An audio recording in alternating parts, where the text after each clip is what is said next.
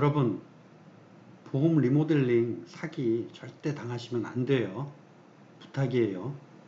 이 기사가 오늘 제가 이 영상을 만들게 된 계기입니다. 자, 오늘은 그 보험 리모델링 할 때 여러분들을 만나는 보험 설계사로부터 쪼다가 안 되는 법을 알려드릴 거예요. 첫 번째는 보험료 줄이고 보장은 늘리자는 여러분의 원트를 가장 잘 들어준 것 같은 설계사 멀리하세요. 두 번째, 없다고 자꾸 얘기해요. 뇌혈관은 없습니다. 허혈성 심장질환은 없습니다. 그래서 과거에 있던 심근경색 뇌출혈 깨고 새롭게 뇌혈관을 가입시키는 설계사 멀리하세요. 세 번째, 보장 기간 갖고 얘기를 해요. 이제 100세 시대잖아요. 그런데 80세밖에 안 돼요. 그러니 80세 보험, 옛날에 가입해서 굉장히 저렴한 보험료로 가입되어 있는 그 80세짜리 수술특약이나 건강특약을 없애고 100세짜리 비싼 거, 한 5배에서 10배 정도 비싸요. 그거를 가입시키고 100세까지 준비시켰습니다. 이렇게 이야기를 하죠. 그러면 이런 비용들은 어디서 나오냐? 네 번째, 비용 나올 땐 여기밖에 없어요. 종신보험, 죽어서 나오는 보험이 뭐가 필요 있겠습니까? 이 돈을 줄이시고, 그래도 사망보험은 있어야 되니까 정기특약 가입하시고, 남는 돈으로 건강보장 늘리시고, 그 다음에 또 남으면 뭐 연금 드세요. 저축 드세요. 이 얘기는 간단하게 얘기하면 종신보험은 집으로 치면 할부, 무이자 할부로 산 집이에요.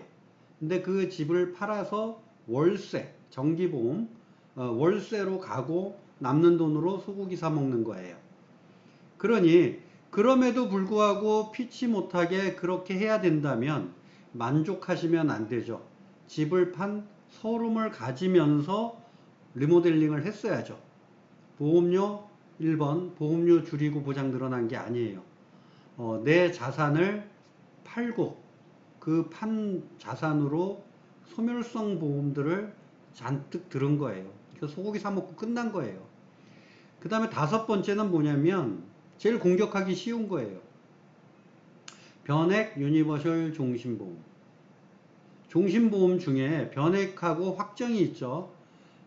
제가 단언컨대 깨지 않는다면, 보험을 깨지 않는다면이라는 조건이 붙으면 무조건 변액 유니버셜 종신보험이 일반 확정 종신보험보다 훨씬 파워풀해요.